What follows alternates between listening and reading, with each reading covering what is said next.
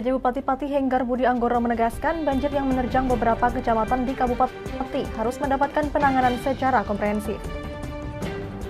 Gubernur Jawa Tengah Ganjar Pranowo melakukan sidak ke 3 rumah pompa di Semarang. Hal tersebut dilakukan untuk mengantisipasi terjadinya banjir di musim hujan. Diklat penanganan ikan di atas kapal bagi calon pekerja migran Indonesia atau PMI Sektor Fishing LKNP Pati Angkatan ke-30 resmi dibuka pada Minggu pagi.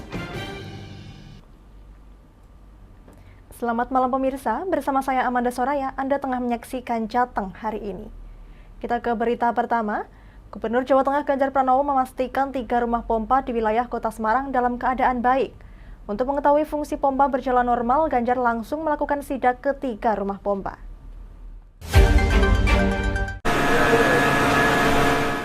Tiga rumah pompa di wilayah Kota Semarang di kawasan industri Terboyo, Pasar Waru, dan Kalisringin berjalan normal.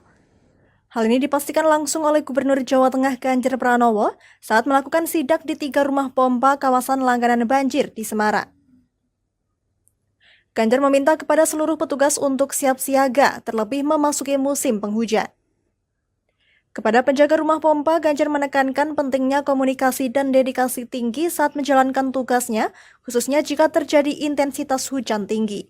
Sudah kerja 5 tahun, seingat saya waktu itu saya masuk pertama juga proses itu sudah berjalan ya, dan hasilnya bisa dilihat. Saya tidak bayangkan kalau dulu tidak segera dimulai, mungkin sekarang akan lebih parah. Namun demikian ada daerah-daerah rawan yang tadi juga kita ingatkan, Muhammad, ini terjadi di Banyumas sama Cilacap, banjirnya banyak, dan itu tidak hanya di wilayah sekitar sungainya, tapi juga sudah masuk ke beberapa jalan. Maka kenapa PUPR kita semua siap, airnya siap, bina marganya siap, agar semua siaga. Dan nanti kalau terjadi banjir, yang terkena pasti masyarakat. Nah, kita siaga. Belum lagi yang nanti secara geologis, area-area yang rawan longsor, maka Badan Geologi, SDM kita siapkan data-datanya untuk bisa menyampaikan pada masyarakat, agar masyarakat bisa titeni, sehingga nanti kalau ada situasi seperti itu, mereka menyiapkan diri untuk bisa mengevakuasi diri dan keluarganya. Kita beberapa tempat pernah latihan itu, nah sekarang kita juga praktekkan. Alhamdulillah yang di kota-kota ini pompanya tadi kita cek on semuanya. Maka saya perintahkan untuk semua standby, pastikan kawan-kawan yang bertugas itu, mohon maaf ini piketnya harus ketat, lebih disiplin, dan dipastikan alatnya tidak rusak. Selain memeriksa kesiapan rumah pompa, Ganjar juga memberikan bantuan 5 pompa mobile yang disebar di daerah rawan banjir di Jawa Tengah. Saat ini pemerintah Provinsi Jawa Tengah masih fokus dalam penanganan banjir di Kabupaten Pekalongan dan Cilacap agar masalah banjir dapat segera diselesaikan. Dari Semarang, Henufan, Lingkar TV, melaporkan.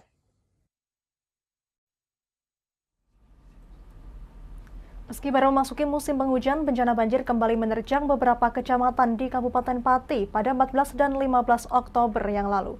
Menanggapi hal tersebut, PJ Bupati Pati Henggar Budi Anggoro menegaskan bahwa pihaknya akan mencarikan solusi bersama lintas sektor. Ia juga menegaskan tim siaga bencana 24 jam siap siaga menanggulangi bencana banjir tersebut. Meski baru memasuki musim penghujan, bencana banjir kembali menerjang beberapa kecamatan di Kabupaten Pati. Terkait hal tersebut, PJ Bupati Pati mengungkapkan perlu langkah dan penanganan yang komprehensif untuk menangani banjir yang terus berulang. Ia juga menjelaskan bahwa perlu kerjasama lintas sektor untuk menangani banjir tersebut. Hal itu terjadi karena menurutnya di wilayah atas tempat terjadinya banjir, banyak lahan yang sudah beralih fungsi dari yang sebelumnya dipenuhi pepohonan. Terkait hal tersebut, untuk menangani sementara, pihaknya bersama tim siaga bencana siap siaga 24 jam non-stop untuk fokus penanganan bencana banjir yang tiba-tiba menerjang. Lebih lanjut, ia mencontohkan bahwa saat terjadinya tanggul jebol di Kecamatan Batangan, pihaknya melalui BPBD juga langsung mengecek serta menangani tanggul yang jebol tersebut. Teman-teman ini sudah ada tim siaga bencana. Jadi mereka pun langsung bekerja. Seperti saat ini sedang yang kemarin ada tanggul jebol yang di Batangan, ini teman-teman sudah di jalan di sana, teman-teman di BPBD bareng dengan elemen masyarakat, TNI, Polri, dan semuanya sama-sama kita coba bagaimana mengatasi secara cepat kondisi yang ada di sana. Jadi nggak kenal waktu jam kerja lagi kalau sudah teman-teman yang seperti itu. Ya. On call ya Pak? Ya, termasuk saya juga 24 jam nih HP aktif, nggak ada masalah. Jadi teman-teman juga gitu. Sementara itu, Kepala PLH BPBD Pati Martinus Budi Prasetya menjelaskan bahwa upaya penggundulan hutan serta penambangan galian C harus dihentikan untuk menanggulangi banjir yang terus berulang. Di daerah tangkapan air, catchment area, hutan-hutan yang mestinya berfungsinya itu hutan lindung kemudian berubah atau beralih fungsi menjadi hutan dengan bukan hutan, lahan tanaman semusim, tanaman jagung misalnya. Itu harus ada upaya sungguh-sungguh untuk mencoba dikurangi atau bahkan dihentikan sama sekali. Demikian juga upaya-upaya yang merubah permukaan dengan kegiatan galian C. Itu juga harus ada upaya sungguh-sungguh untuk mengurangi atau bahkan menghentikannya. Meski tidak ada korban jiwa dalam bencana banjir yang menerjang beberapa kecamatan di Kabupaten Pati ini, namun pihak BPBD mengimbau kepada masyarakat agar tetap berhati-hati serta waspada, karena saat ini sudah memasuki musim penghujan dan banjir bisa tiba-tiba datang. Dari Pati, Fajar Mukti, Lingkar TV, melaporkan. Diklat penanganan ikan di atas kapal bagi calon pekerja migran Indonesia atau PMI Sektor Fishing LKNP Pati Angkatan ke-30 resmi dibuka. Dalam pembukaan diklat tersebut dihadiri oleh anggota DPR RI dari fraksi PDI Perjuangan serta BP3MI Jawa Tengah.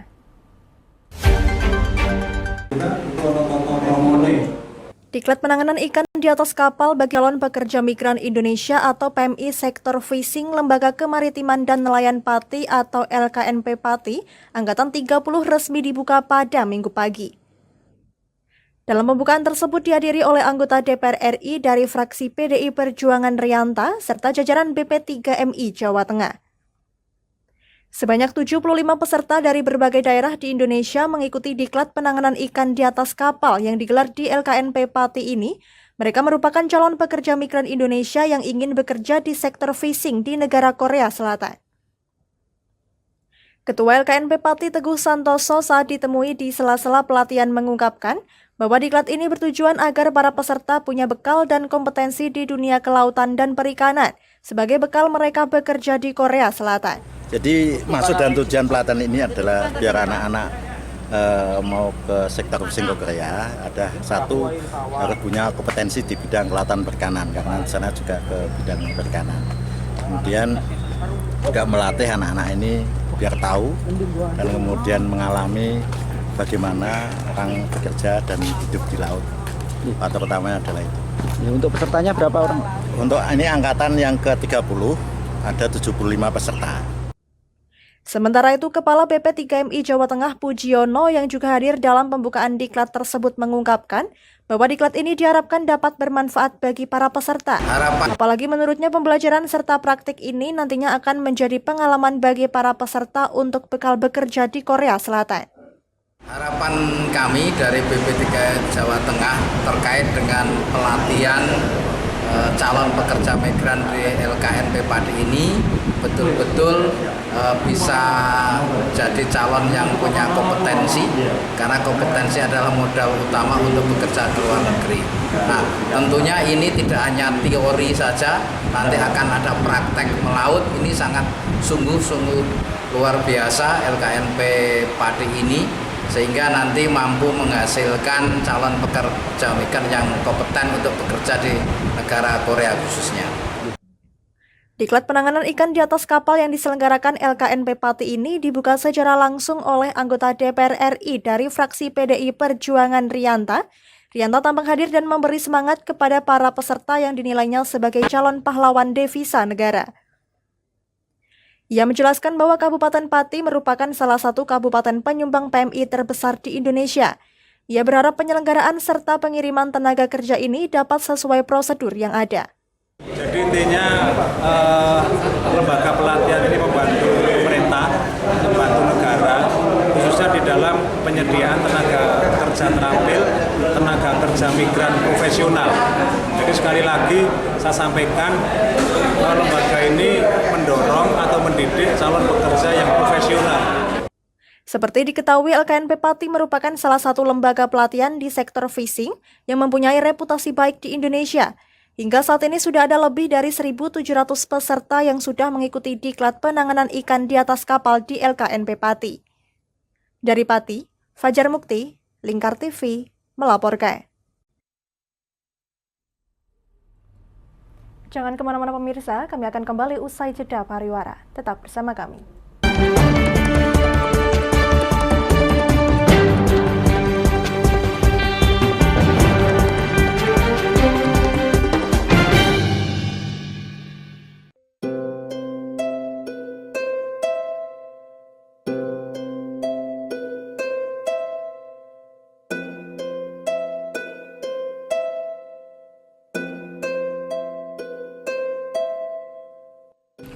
Wah iki yo siaran TV wah apik temenan. Filme cocok karo suasanane. Elah. Lah bro ngene iki awan-awan kok. Iki lho nonton TV, Kang. Wah, kenal nedan kowe wong kenang delok HP kok delok TV piye? Wah kurang update kowe iki, Kang. Lho maksudnya piye kok ngarani aku update itu? Iki lho deloken aku nonton TV tenan. Apa kira nonton HP? Wong delok HP ngono kenal nedan apa iki. Iki lho delok siarane. Lho, kok iso ya? Yo TV apa? Jenenge Lingkar TV, Kang. Saiki erane TV kok ngene iki. Kok Lingkar TV nek dia awak dhewe panggone iso nonton TV lewat HP. Kok ngene iki. Ana film-film ngene iku ya? Iya, filme apik-apik kaya ngene iki. Awak dhewe nek sawah leren mbut gawe iso leren ndelok film-film ngene iki. Padha iso ngene iku. Iso, ora ketinggalan karo cah-cah kae. Lho. HP ku kok ora iso tak nggo ngono piye carane iki? Iki lho Rip, tak doi carane. Piye? Kowe buka Play Store. Play Store, Mas. Yo iku pokoke. Play Store apa? Ketik Lingkar TV. Engko lek wis ngono, klik install. Nah, engko wis ana metu menune Lingkar TV karek ndelok siaran apa ae. Film-filme apik-apik. Berarti film Channel Lingkar TV metu nang kene kabeh ra? Iso. Filme wah cocok karo suasana cara didelok ya. Oh, wis iki iso iki. Iya metu kabeh ngene TV wah. Iya. Ondiange ya. Mangkane Lingkar TV filme apik-apik kabeh. Iya, aku ngene kok lagi reti iki malah. Sekolo Iya. ana bocah-bocah ajak ndelok. Heeh, ben seru nang kene ya, kawan. Webek. Rene lo. Tak deloki apik-apik ana film Jos iki.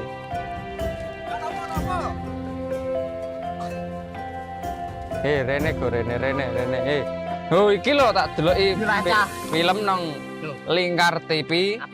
Solutif dan terpercaya. Tonton siaran Lingkar TV melalui aplikasi Lingkar TV di Play Store. Dengan cara ketik Lingkar TV di pencarian Play Store, kemudian tekan install. Mudah bukan? Nikmati tayangan-tayangan menarik dari Lingkar TV kapanpun dan dimanapun Anda berada. Tinggal tekan menu Lingkar TV di HP Anda dan selamat menonton!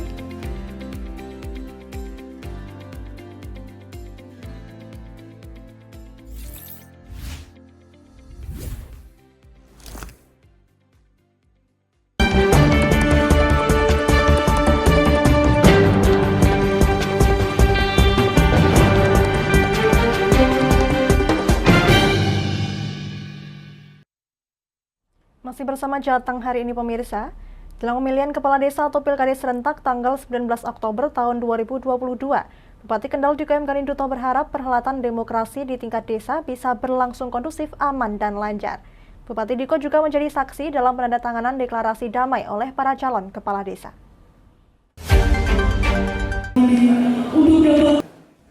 Komitmen Pilkades damai ini ditandai dengan penandatanganan deklarasi damai oleh para calon kepala desa yang disaksikan oleh Bupati Kendal Diko M. Ganinduto dan jajaran Forkopimda di Pendopo Tumenggung Bahu Rekso Kendal. Deklarasi damai Pilkades serentak gelombang 2 tahun 2022 diikuti 185 calon kepala desa dari 60 desa se-Kabupaten Kendal pada gelaran pemilihan kepala desa serentak gelombang 2 tahun ini. Bupati Kendal menyampaikan dengan diadakannya deklarasi damai dalam pemilihan kepala desa serentak, diharapkan para calon kades dan pendukungnya dapat menjaga kondusivitas wilayah. Diko menekankan calon kepala desa agar selalu siap dan legowo menerima apapun hasilnya di kemudian hari. Ia juga mengimbau agar semua calon kepala desa bisa melaksanakan aturan dan undang-undang yang berlaku. Tentunya harapan dengan ada deklarasi damai ini, seluruh calon kepala desa yang mengikuti kontestasi di Pilkades 2022 semuanya benar-benar menjalankan apa yang menjadi poin-poin penting dalam hal deklarasi yang kita laksanakan pada pagi hari ini. Pada prinsip semuanya harus siap menang, semuanya harus siap kalah, dan juga semuanya harus siap menjalankan kontestasi sesuai dengan aturan perundang-undangan yang sudah ditetapkan. Dan tentunya dari panitia juga melakukan deklarasi, memastikan bahwa semua prosesnya itu benar-benar berjalan dengan sesuai dengan aturannya, dan benar-benar semuanya berjalan dengan kondusif dan aman. Itu yang menjadi harapan. 60 desa, ada 160 calon yang akan berkontestasi pada tahun 2022. Ada informasi beberapa lokasi yang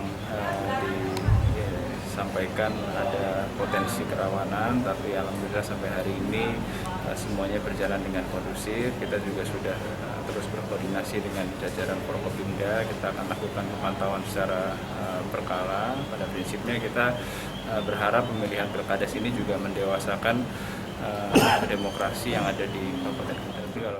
Selain itu, orang nomor 1 di Kendal ini juga berpesan agar nantinya calon kepala desa terpilih dapat membuat program kerja yang baik di masyarakat. Sementara Dandim Kendal Michael Martin Jenry Polii juga mengajak semua calon kepala desa agar bisa mengendalikan masanya sehingga Pilkades berjalan damai, aman, dan tertib. Tujuan deklarasi ini adalah mencegah timbulnya permasalahan di kemudian hari. Dari Kendal, Muhammad Arya, Lingkar TV, melaporkan.